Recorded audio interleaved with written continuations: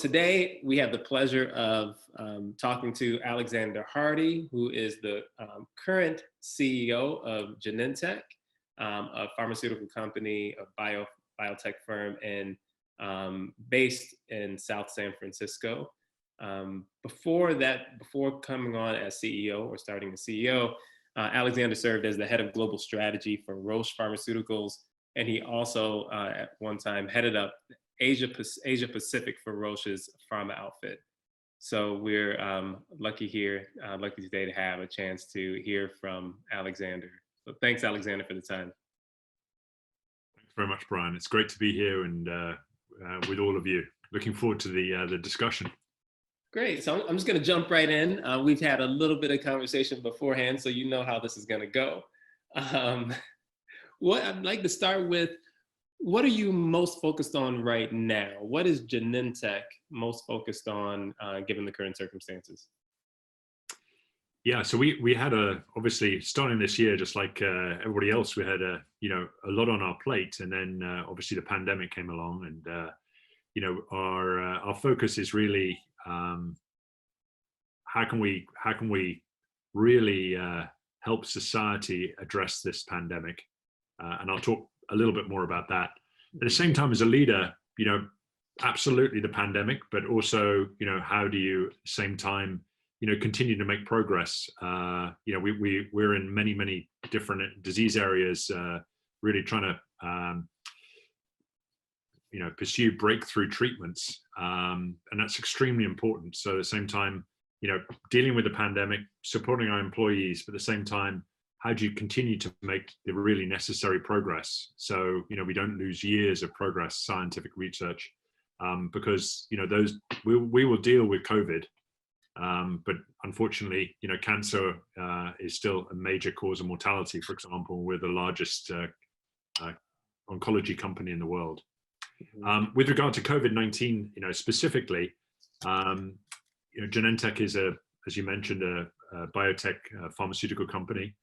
So we're focused on therapeutics, and we have a therapeutic Actemra, which is just finishing up its phase 3.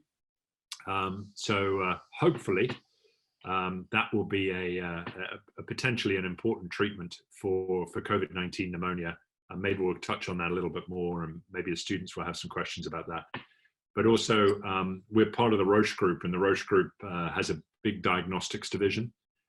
It currently is supplying about 1.2 million COVID-19 tests a week in the United States. And it just recently got approval for its antibody test, which is over 99% specific, which means accurate. And we're producing tens of millions of those antibody tests. So we're very, very big player on the testing side and on the therapeutic side. And so we take our, that's first and foremost, what can we do to help manage this pandemic? Mm-hmm. Great. So you mentioned phase 3. Tell me what does that mean? So I don't speak pharma. Yeah. So, yeah. Sorry. You'll have to stop me every time I use an abbreviation or whatever. But phase 3 is the final stage. It's called the pivotal stage of testing before a drug is approved. So you go basically phase 1, phase 2, phase 3. And phase 3 is the largest set of studies to prove the efficacy and safety of a treatment, with a view to getting regulatory approval. So this would be to get FDA approval. In the situation of a pandemic, we would actually get probably expedited emergency use authorization by the FDA prior to an official indication, which would then become an indication in the product labeling. So probably just as we saw with remdesivir from Gilead, literally, if we have a positive trial result, probably within days, we would get some sort of FDA approval that the drug should be or can be used in the treatment of COVID-19 pneumonia.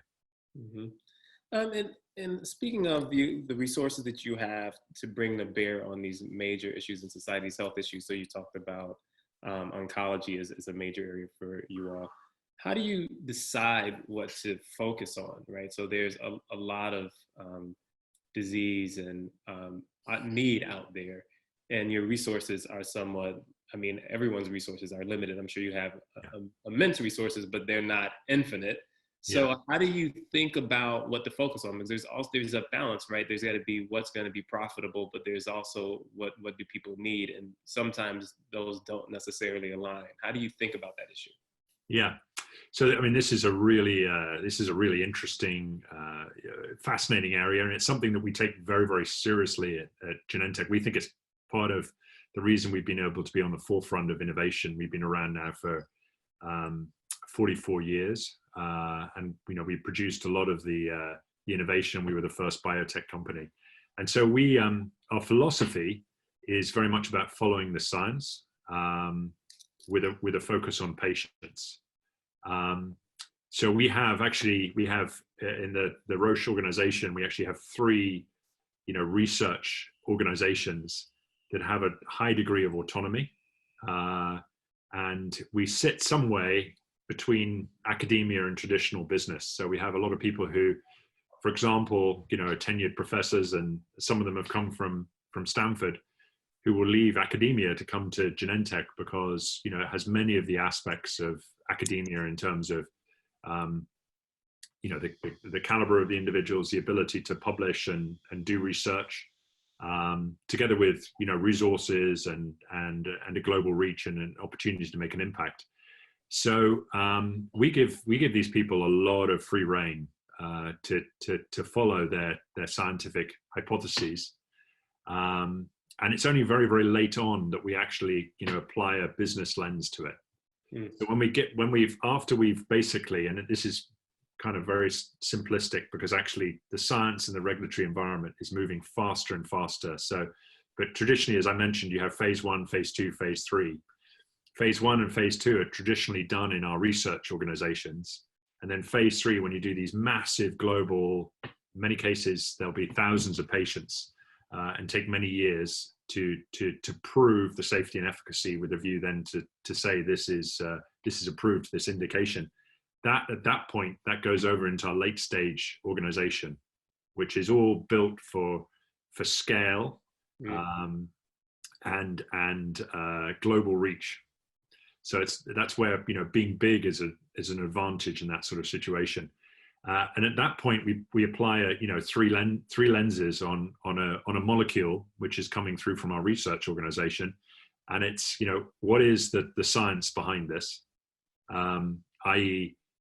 are we confident we really understand the science, that we've got a strong hypothesis and there's some level of proof, of concept behind that science. Secondly, what is the patient unmet need? As a company, we're really interested only in big unmet needs. I mean, there is a role for incremental innovation, but we don't think that that's where we're strongest at. So is there a significant unmet need? And does this drug appear to meet it? And then the third part is business. So what is the business case around this? And basically, we'll look at those 3 factors and look at that molecule and say, either yes, we want it to bring it into late stage, which is the phase where you invest by far the largest amount of resources. The most expensive part of research and development is that final stage, or not. And if it's not, then in some cases we'll out-license that drug to somebody else who it does fit better with their view. I see. So I know a little bit about academics. I want to follow up on what it's like to be an academic. One of the things that's great about being an academic is the freedom, not just to study what you want, and it's great when you have the resources to do it. So what I hear is you're saying that the resources there and the autonomy within the company are really high, and that can be attractive. But it's also the ability to work with other people in an incredibly open way, which seems like that would be a bit in tension with working in private industry. And so thinking about the pandemic, that there has to be a lot of information out there, but there's a need to consolidate that information and move it forward quickly.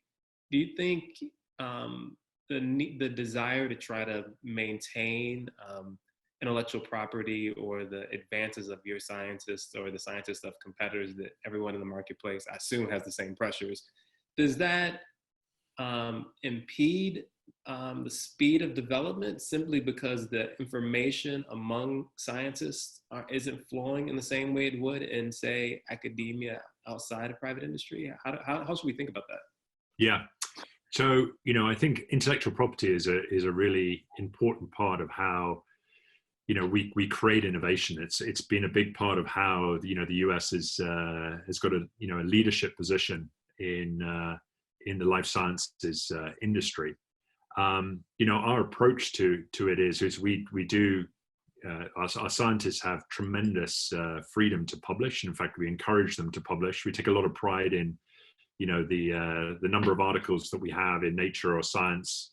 And somebody coming from academia to Genentech sees very little change in terms of, that ability to be out there and to be collaborating externally. But we do that with confidence that we have, the intellectual property behind we invest $11 billion a year in research and development.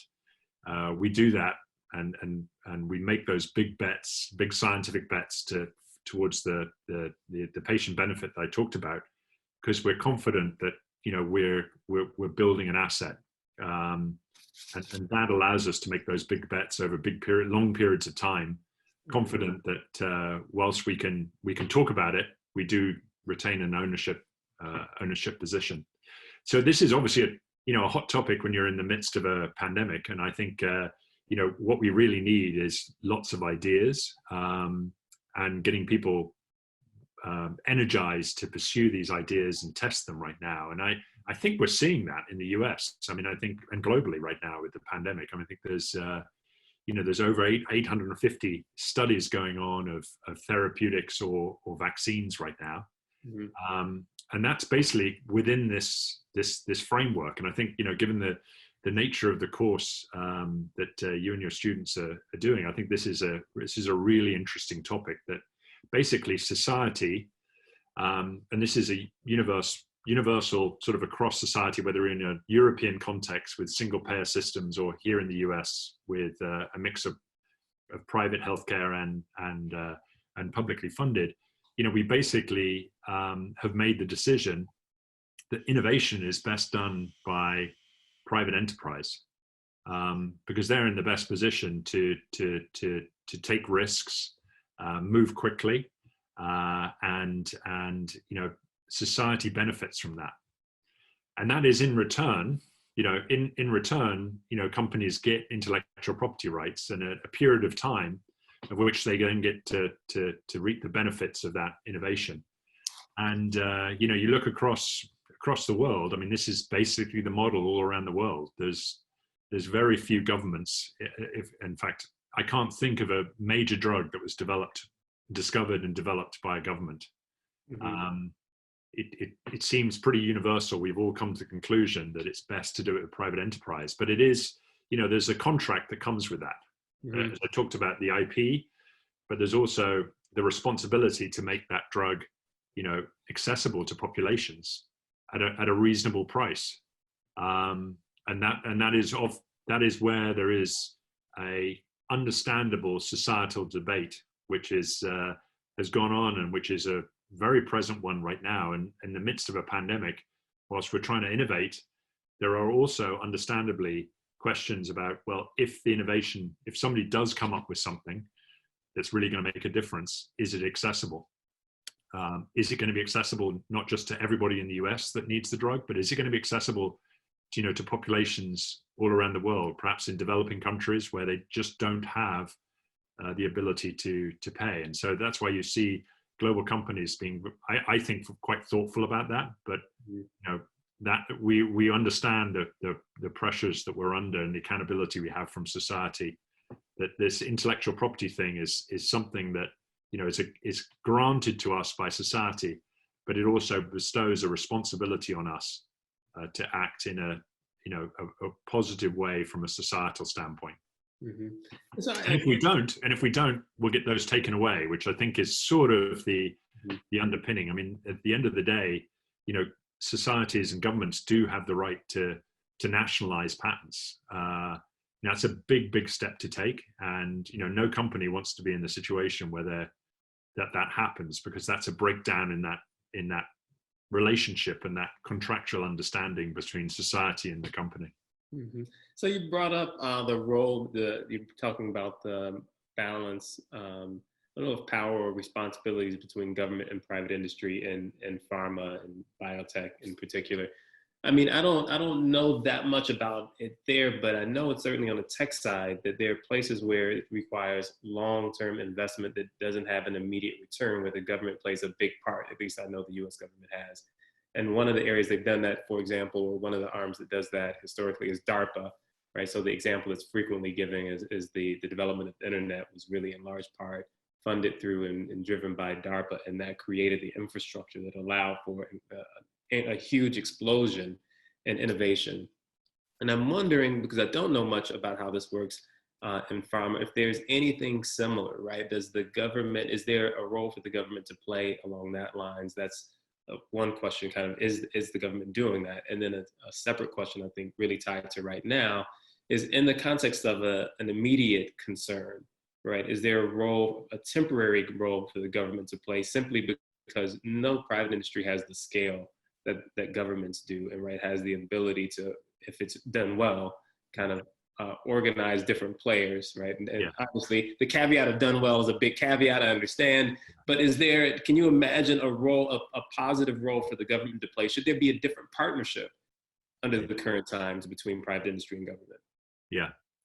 So absolutely, at the present time, there's absolutely an important role of government, and I'll get to that in a second. I mean, within the biotech and pharma and the life sciences, the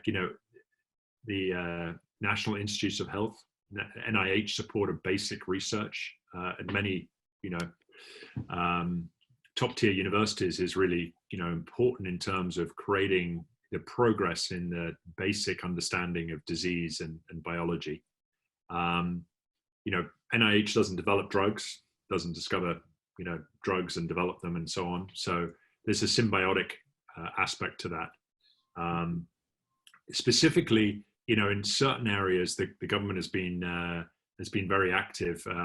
One is in the area of anti-infectives and biodefense. Mm-hmm. So there's this part of the government called, under HHS, Health and Human Services, is called BARDA. And that co-funds and supports the research and development of, in our case, around anti-infectives. So we've partnered in that space. And the drug I was mentioning we've got a therapeutic in phase 3 right now.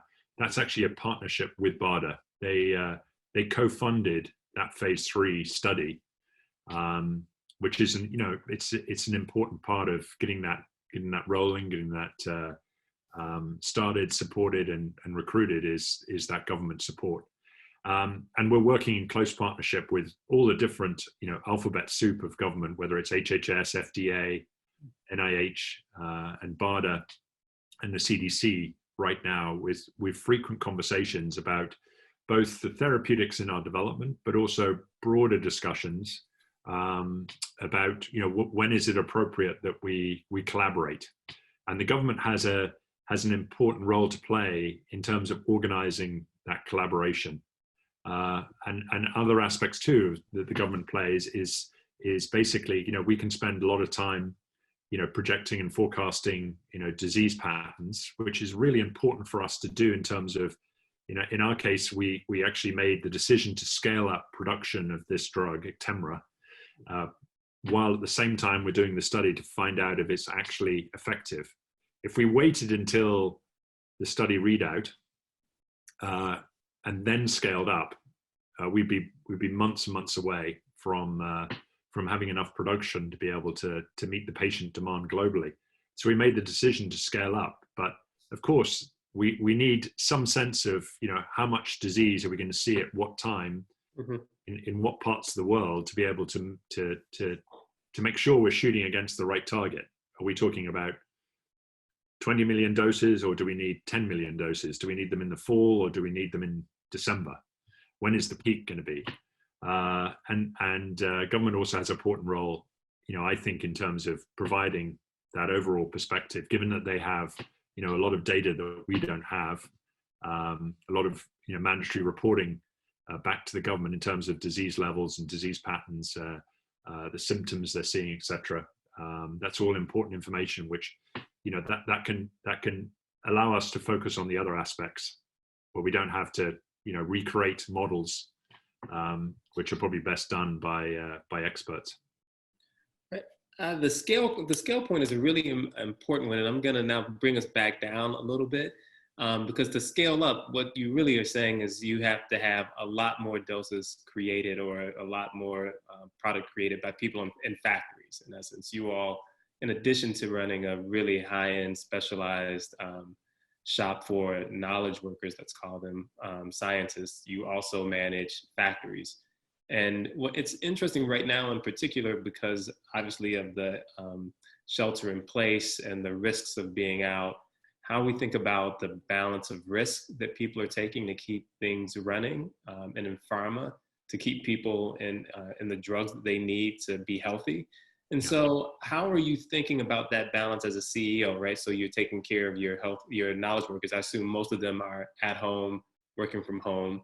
And then I know some of them are, because one of them is in my home. You want to know when she's going to go back to campus, right? I don't know, maybe she's wondering when she's going to go back to campus.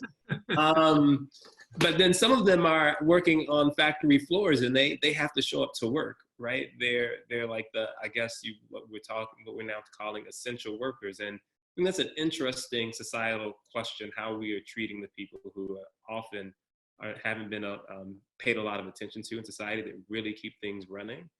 How are you thinking about that at Genentech, the treatment, the support for the people who are actually there on the factory floor, making the drugs? Exactly. And the knowledge workers. Yeah. You know, as I mentioned, you know, our everyday is producing drugs which are, you know, for diseases which are enormously deadly and or cause of significant, you know, morbidity and disability and multiple sclerosis, etc. So, you know, we have to maintain supply even during these sorts of situations. And so, you know, we're very mindful of that in terms of deciding, you know, how do we manage our campus and our various, you know, locations across the US. And, you know, this is you know, this is where you've got to have, you know, this uncertainty. You've got to have a really clear North Star and focus. And, you know, we understand we have a tremendous responsibility, and you know, every employee at Genentech understands our responsibility to patients. At the same time, you know, we have a responsibility to our employees. So, you know, what we basically did was we took everybody off campus, you know, to be able to create, you know, the conditions to make campus as safe as possible for the employees that had to be on campus, because their work could only be done on campus in terms of maintaining short-term continuity of supply. So, you know, here in San Francisco, you know, we've got a pilot manufacturing plant. We produce the drugs for the clinical studies, say oncology clinical studies. You know, those drugs and those clinical studies represent in many cases those patients' best opportunity for perhaps a cure, or certainly, you know, hopefully improvement in their disease. So, you know, everybody's clear, this is really, really important. But then at the same time, we have to make sure that that work environment is absolutely as safe as it can possibly be. And that is our focus, you know, in terms of, so we create the social distancing. We've got around just over 1,000 employees on campus. Normally we'll have about 12,000 on a typical day. So we've dramatically reduced the number of people on campus. There's all the health screenings, temperature checks and these sorts of things, mask wearing, distancing in work. And, you know, we're really pleased. We've been watching it very, very carefully. We've been able to maintain our operations without any significant impact to our employees. And that's absolutely critical for us. We owe it to those employees to keep them safe as they work to maintain the mission of the company and our responsibility to patients. And so this is also how we're, you know, this is a big topic now, of course, as companies are starting to come back to work. This is also how we're approaching this? Is it a phased approach? We just announced that the first phase of lab workers, so these are researchers, are going to come back on campus. And again, the first focus is keeping those employees safe as they do their important work. So that's what's gating how fast we come back on campus, is the confidence that every employee is going to be as safe as possible. And so again, social distancing, testing, screening, these sorts of things. We've got to employ all those techniques to make sure we're delivering for each employee. Okay, so and staying with the business for a second, I'm going to ask a question about the stock valuation, right? So now many companies, and you all are publicly traded, right? To some extent anyway. I don't know how many privately held. Yeah. Many companies that feel pressure, right, to maintain their performance, stock price, and that's a hard thing to do, especially for a company that's looking so far out. So many pharmaceutical companies are doing development with very little at the beginning, anyway, when they're pouring resources in on research. Not a lot of vision into what the return on that research will be. How do you think about balancing those short-term and pressures against your longer-term goals? Yeah, I know this is a reality, and I feel very sorry for a lot of businesses that are obviously under enormous strain here. When I look at our business, our industry, and then our business specifically, Genentech, the fundamentals are strong. This is a long-term business. We make long-term investments in research and development, and our pipeline is looking really good from a research and development standpoint. So I'm really in a very fortunate position that also the board of the company are also focused towards the long term. So the short term of the next few quarters are they're going to be bumpy. There's no doubt about it. There's unfortunately even oncology patients are not being treated, not being diagnosed right now, not getting the advanced diagnostic tests which they need to guide their treatment. So we'll see some bumps for maybe the next couple of quarters, maybe longer. But the fundamentals are really, really strong from a Genentech standpoint, and that's I think we're it's not just our industry, but I think our company, we're part of the Roche group, which has two classes of stock, and there's a family board position, and that those family board members are very, very long-term focused, and that allows us to be not thinking about the quarter, not even thinking about the 2020 year end, but optimizing for the long term.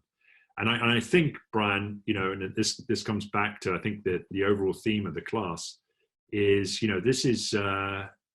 this is enormously challenging time for society. Industry, there's enormous expectation, as there should be, for industry to show up with solutions right now, whether it's testing, whether it's diagnostics, or whether it's vaccines. This is probably the most important time in any of our lifetimes from a healthcare standpoint. Mm-hmm. And our industry's got to step up, and our company's got to step up. If we do, then I think it's going to set us in good store. If we don't, then society once again will be in a position which I think they can question. Where were you, and why didn't you respond quicker? Why didn't you come forward with innovations? Why didn't you collaborate when it makes sense? So I feel that burden right now, and I can focus on that, because that ultimately is going to be so important for the long-term development of what we're trying to do. Right. So I like that you just brought up the trust of society, basically is what you're talking about there. And I'm going to tie that to stock price, but not yours. So you can read about that. So recently, Moderna announced some promising results of a vaccine test that was, I believe, yesterday that was announced. I know you all are not really in the business of vaccines. What you do are therapeutics in this case, and that's a very stark distinction in terms of the science that you focus on. But what was interesting, there was an article in the Washington Post today, I don't know if you happen to see it, about reporting these sorts of things via news conferences.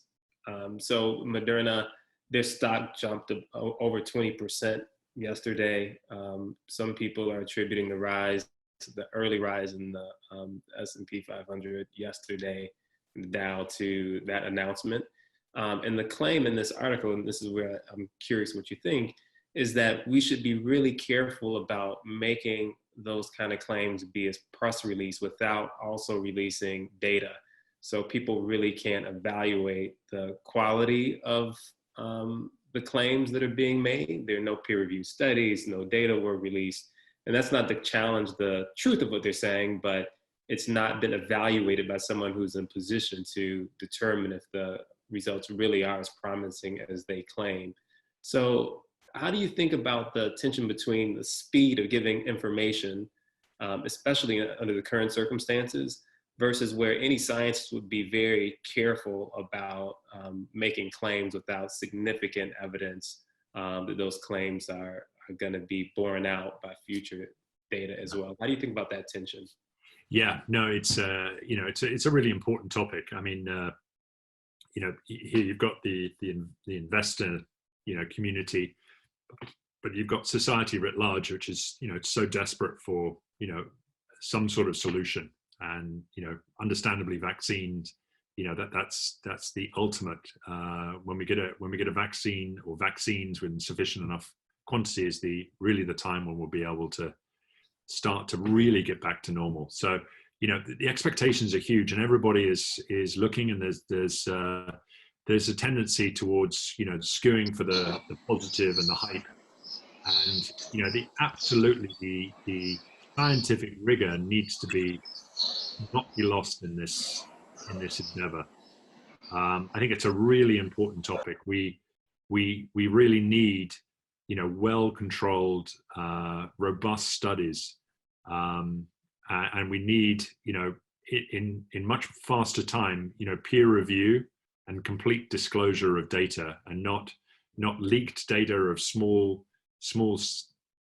snippets of it. We need the whole picture, so that we can make the right decisions as society about does this represent something that we should be scaling up from a manufacturing standpoint? Is this something that we should be widely adopting? And a vaccine, that's going to be a critical topic, is then getting people to take the vaccine. That's going to require trust. So full transparency is fundamental to creating the trust, and we need that trust to be able to operate as individual citizens, but also as a society in this situation. So I'm just not happy with the way that information is being dribbled out in pieces. We cannot afford to lose scientific rigor and proper full disclosure of data in this sort of situation. It's just too hyped, and it's problematic. Mm-hmm. And in terms of data, the collection of data, and thinking about your responsibility to society, what we see now, and I think I'll bring this up whenever I can in these conversations, the burden of the disease, like most things in society, is not distributed equally, right? So it's rare that the costs of anything in a society are distributed equally, and the cost or the burden of disease is falling most heavily right now on minority communities. Yeah. There's significant evidence of that. But when we look at pharmaceutical companies and testing, there's often been a lack of minority populations in those clinical trials. And so for that reason, there's some evidence that therapeutics don't work as well in those populations sometimes, or they don't serve those populations as well as they do the majority population. What are you doing to try to ensure that your therapeutics, especially I guess right now for COVID-19, are going to be effective across a range of populations across the society more broadly, and in particular, the communities that most need to be served by therapeutics.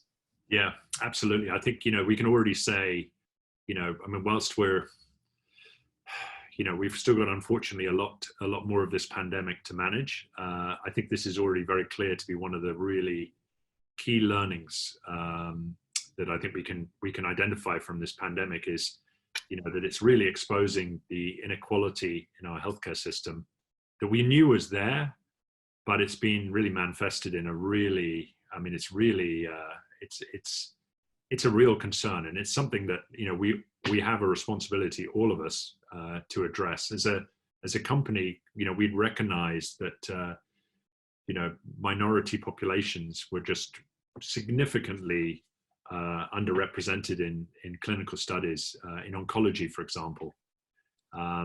Even though in many tumor types in oncology, sorry to again use terminology like that, but cancer is many different types of diseases underneath it.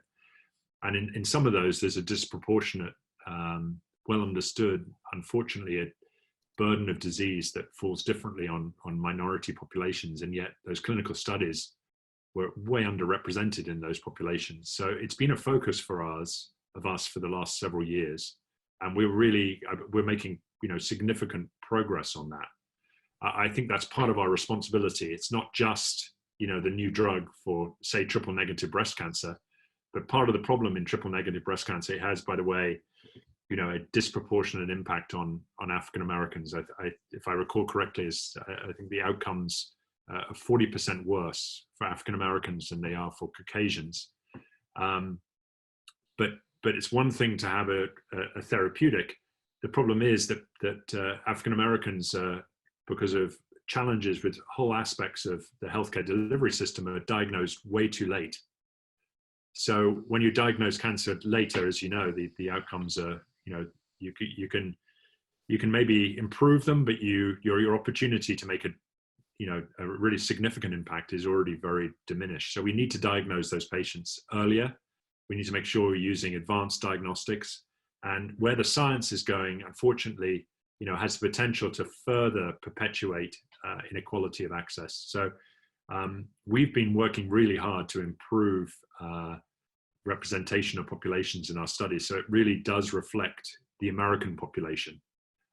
We've been doing a lot of strategic and tactical initiatives, ones down on the ground, outreach into communities, educating them on clinical studies, making sure there's awareness, changing our enrollment processes, partnering with sites which are in populations and areas with high minority populations, and I'm pleased to see we're making progress. But then we come into COVID-19, and as you say, that's been already well understood, and unfortunately the disease burden is disproportionate on minority populations. And there's a lot of people figuring out why that is, but again, as a company, we saw that the outcomes were different. We were actually looking at the utilization of our drugs. Some of them are being used off-label for COVID-19, and we could see there was disparity of access, of real access, as we looked at real-world data. This real-world data is coming from the healthcare system. It's anonymized, but we can see that there were issues, and in our case, we opened trial sites for our phase 3 in areas like New Orleans, where there's high, minority African American and Latinx population, and we also set up a specific study for the drug that is our lead candidate, to study its results in minority populations in the United States, and that's a national study. And as the pandemic moves across the US, we're opening sites in those population areas to really make sure that we're answering the scientific questions, but also making sure there's equitable access for those populations to an investigational drug. So I think this is a big topic, and I hope that this will, we're looking. I think some of us, right, we try and think for what are going to be the silver linings out of this horrible situation that we're all going through.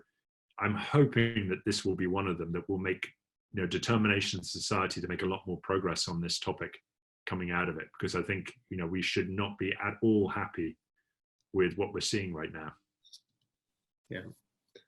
Okay, so now thinking about broadening out a little bit. So that was in large part, we're focusing on the US because that's the population that you do a lot of the studies on, it's my understanding. How do we think about global connections now, right? So it's really an interesting time in the sense that the pandemic is global. Yeah. But we've seen more, so I would call it a backlash to globalization. Many countries are turning inward and focusing only on their own national needs. But companies like Genentech and Roche are clearly global organizations. I assume your supply chains are global. I know that you have employees that work all around the world. How do you think about that in the current climate? Are you worried about that?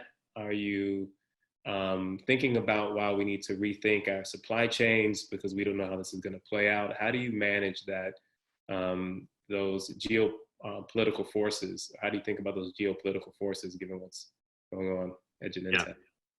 Well, I populate my days, with Zoom meetings. Every day I try and, fit in maybe one or two calls. Yesterday it was two calls with, either national politicians or policymakers. And this is often the topic which I raise and they raise. And certainly in the US, there is a lot of concern right now over, our dependence on supplies, including drugs, but not just drugs, on other countries. And I think my overall perspective on this is that this is an important topic, and the pandemic provides an important lens on it. You do need to be thinking about supply lines in really challenging circumstances. So I think this will accelerate the thinking there, but I am very worried about, knee-jerk policy right now. We are really reliant on both, importing certain key drug ingredients, but also exporting out of the United States. Global supply lines are actually a strength, in that they give you the maximum amount of flexibility and scale, but it does require that product moves freely. So, we'll be, if Actemra is the drug I was talking about with phase 3 study, we'll be producing almost all of the world's supply here in the United States. Actually, California is where we produce the drug substance, and we actually finish it in Oregon and turn it into vials and ready to be shipped out. There'll be millions and millions of treatments, and that then will be shipped all around the world. We'll be able to meet the US demand, and we believe the global demand, but it does require us to be able to export out of the United States. Up to this point, we've been dependent on, we've made the drug substance here in the United States, but we sent it to Switzerland to be finished, to be turned into vials. And so we were, until a couple of weeks ago, we were really dependent on importing the finished product from Switzerland. And any rhetoric or any action that would result in potentially retaliatory action by another country to put up their borders, I think will really compromise our ability to address this global challenge. As it moves across the planet, we've got to be able to move drug to where it's needed. There is a bigger topic here of national security. And I think for certain drugs, it makes sense to have end-to-end production in the United States and to create the incentives and use that coordinating leadership role of government to make sure that for really key drugs we've got the ability to have them here in the United States. But at the same time, big picture, the world is better off when actually, we have drugs that move across borders, supplies that move across borders, because this is, as you said, it's a global problem. Mm-hmm. So I'm going to ask one more question before I go to students, and that is, what are the biggest opportunities that you see? So let me end on a positive note. So look at the situation, which right now, let's be honest, it doesn't feel that positive. Yeah. What do you see as potential positives that could come out of this? What are you looking toward as a positive for Genentech, or just for your industry, or just broadly? Yeah, I think there are definitely positives. I mean, this is as I mentioned before, this is an opportunity for the industry to really show up. In these conversations with national politicians, there's a level of understanding and appreciation. They now understand phase 1, phase 2, phase 3. They've done a crash course in really understanding the whole research, development, and manufacturing process. So I think hopefully we'll be able to have coming out of this, an appreciation of the importance of innovation. At the same time, we'll continue to be a leader in discussing access and how do we make sure that innovation is accessible to populations. And that's a topic which is really important. I don't expect that will go away after the pandemic, and nor should it. So I think, there's an opportunity for really an understanding around innovation. I think there's also, the way that we work. We as Genentech as I mentioned, it's a large company, but it was 44 years ago, it was a startup. We still act in some ways like a startup. Our competition are startups in the innovation space, in our industry in life sciences. We don't regard the other big pharma companies as our competition. So we need to move as fast as the small players, as the startups. And, this has been really fantastic for us to see that, to try new ways of working, working virtually, with small teams, and the amount of progress we made in a short amount of time, things that used to take us several months to do, like setting up a clinical study, with the focus and purpose that the pandemic has created, together with trying new ways of working, which some of them have been forced upon us, has meant we've really we'll never go back to working exactly as the way we used to. Mm-hmm. And I think that's enormously exciting, and that's going to have benefits for both employees, but also the output of life sciences companies like Genentech. Great. I'm looking forward to those upsides. Let me turn to the students. We have a question from Carolyn. Carolyn, are you there? Yes. Thank you so much for being here with us. I wanted to follow up a little bit on the funding for infectious disease that we were talking about earlier. And it seems like, outside of a few exceptions, investment in R&D for infectious disease has taken a back seat to other potentially more lucrative indications over the past few years. And I'm curious, as the dust settles on COVID-19, what do you think needs to change for the industry as a whole to be more interested in R&D for infectious disease, whether regulatory, funding, reimbursement, and should we start to look at some of the things that were used for orphan indications? Yeah. So this is one of the areas that specifically I think will be there'll be a new appreciation, and I expect and hope, and I'll be pushing for more progress to be made in terms of addressing some of the market failures that are associated with anti-infectives. I talked about how we approach research and development, and how it's really the science and the unmet need which drives us in the early stages, and then we apply that business lens somewhat late, before we make the really big investments in terms of large-scale development.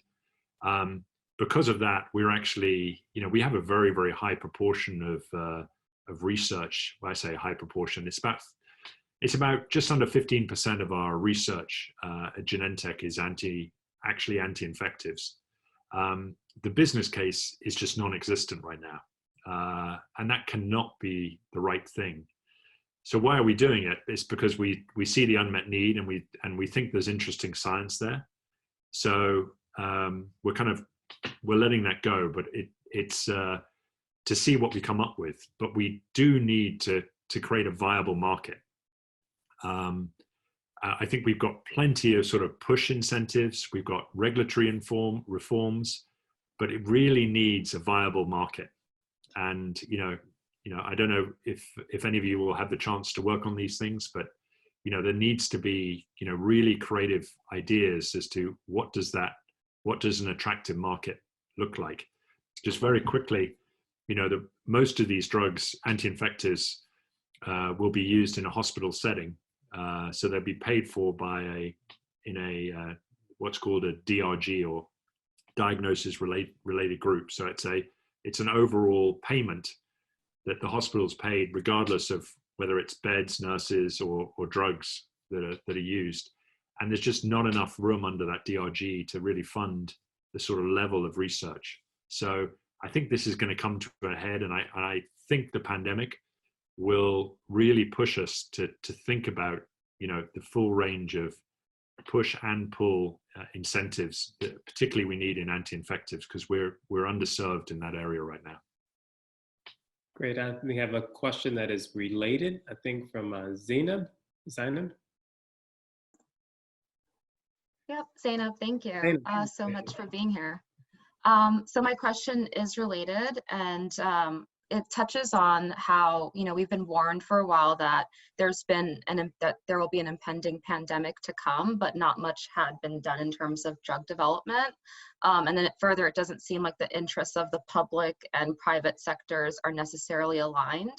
So moving forward, do you think there's room for solutions such as public-private sector partnerships, or maybe a public option to develop drugs that are focused on public benefit without necessarily having to worry about things like profit margin or shareholder value? Yeah, great question. I think this gets back to some of the things we started the conversation with Brian about. I personally believe, and I think history shows that the innovation is best done by private enterprise, by biotechs and pharma companies, and the role of society should be creating the right incentives, and I think there's plenty that can be done in that space to make the progress. When you're dealing with I mean, I've spent various points in my career. I was responsible for part of Roche's response during the swine flu pandemic, and Tamiflu is our drug, and that played an important role there. So dealing with governments and stockpiling in the good years, so you're ready for that whatever it is, 1 in 100 or 1 in 20 or whatever year scenario. And we do need that level of long-term leadership and the right incentives, and the partnership from a public and private standpoint. But I do believe it is a partnership between public and private. That's how we'll come up with the best possible approach. Thank you. And we have another related question from Jakob. Jakob?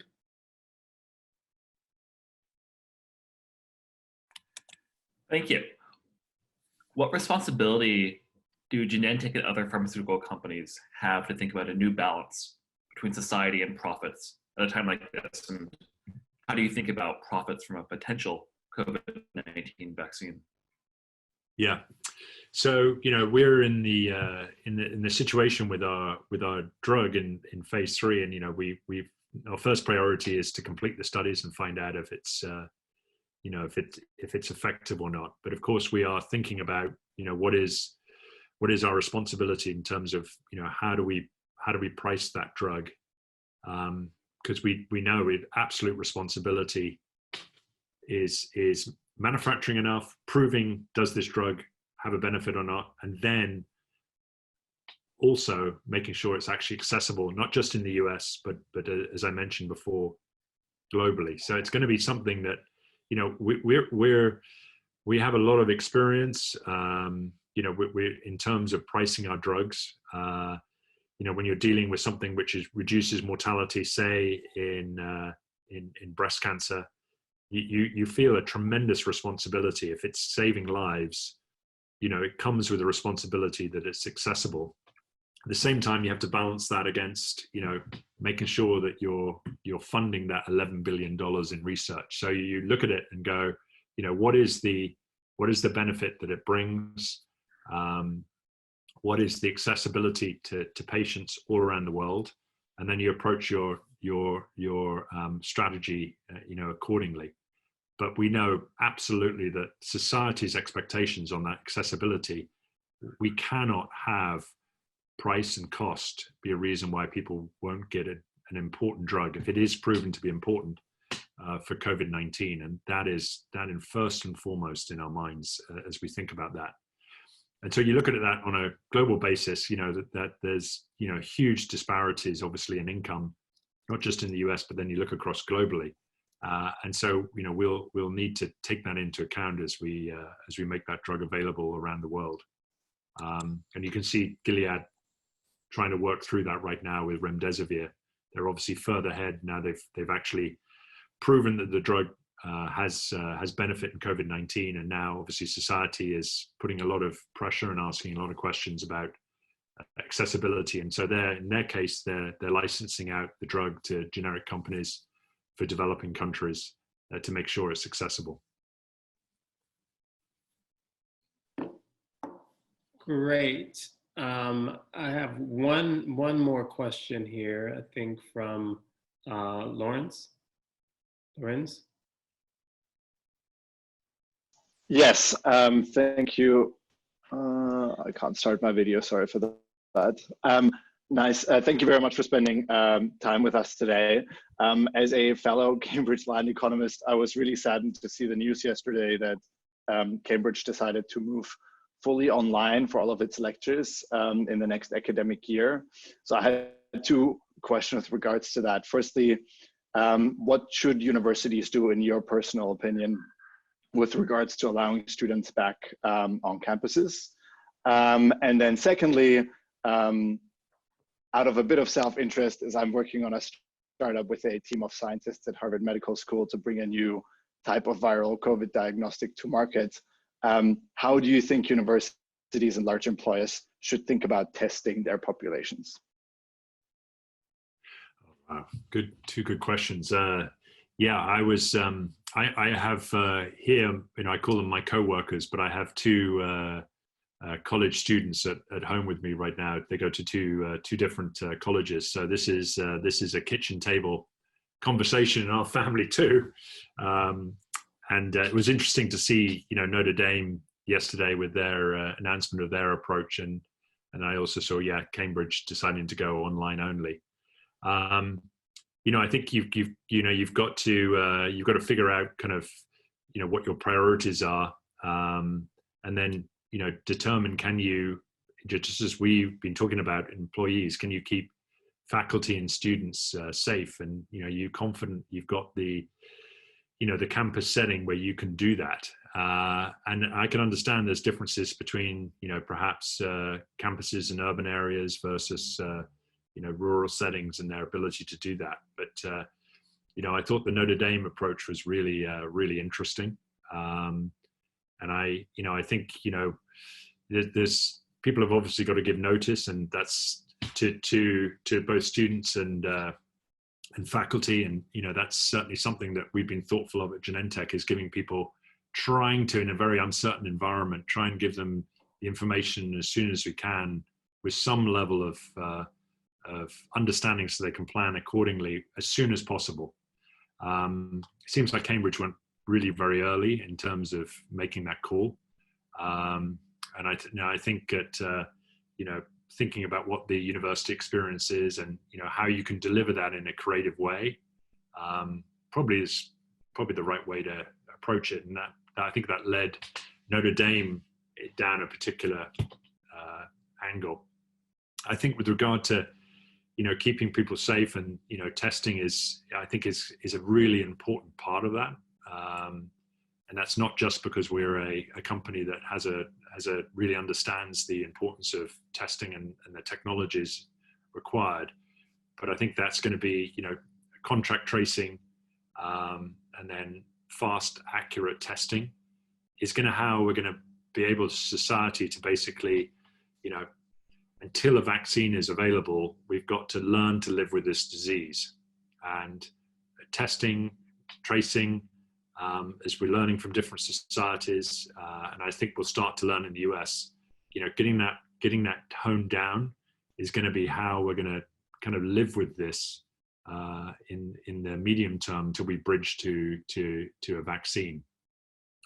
I think, as a therapeutic company, I mentioned Actemra before, it's also, our responsibility. We think the role Actemra plays is, if somebody does get a diagnosis of COVID-19, how can we reduce the mortality and morbidity? I mean, a cure would be great, but that's a very, very high bar. But can we reduce the mortality and morbidity? And that's maybe where Actemra will play.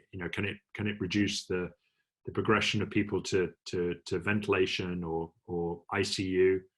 Can it reduce mortality? So that a diagnosis of COVID-19 is not met with such dread as it currently is from lots of populations, including mainly those people with high risk profiles. So, good. Great. I'm going to ask one more wrap-up question. I'm going to ask you to look into your crystal ball. You're in a better position than many of us to think about what the future of the therapeutics and I know that you don't work on vaccines, but I assume you might know a bit more about where things are going in the industry than we do. If you had to guess, and obviously we won't hold you to it, what is your prognosis in terms of the course of medical advance on this disease?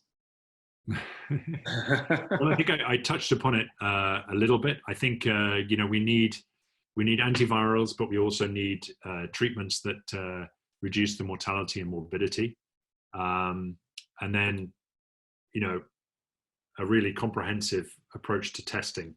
And this is all to buy us the time towards when we have vaccines that are safe, effective, and available in large quantities. So this is not a case where just one of these things is going to be sufficient. We have to do all of these things across this continuum. Mm-hmm. And I think so that requires a partnership and government effort and focus and coordination, because it is moving on these different fronts, focused and fast efforts in each one of them. But it's the combination of all those things that's going to make society or help society get through this and get out onto the other side. Mm-hmm. So I'm going to take that as optimism. I don't know. That was a great dodge on the time. But we really appreciate your time. Thank you so much for coming and speaking to us. And I'm sure we all wish Genentech luck, because luck there is luck for us all. Getting things out quickly. So thank you so much for coming by.